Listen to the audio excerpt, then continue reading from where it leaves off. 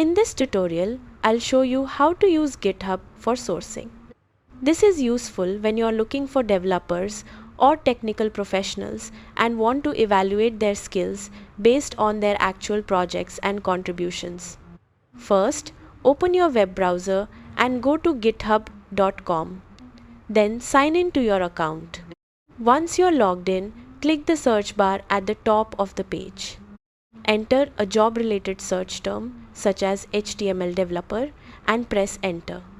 GitHub will show results for repositories and users related to your search. To explore projects, select repositories from the search filters. This lets you review the type of work developers are contributing to. If you want to find specific people, select users instead. You can also narrow your results by programming language. For example, select HTML to find users or repositories related to that language. Once you've found a relevant profile, open it to review their repositories, contributions, activity, and projects. You can also check their profile for any publicly provided professional links or contact information.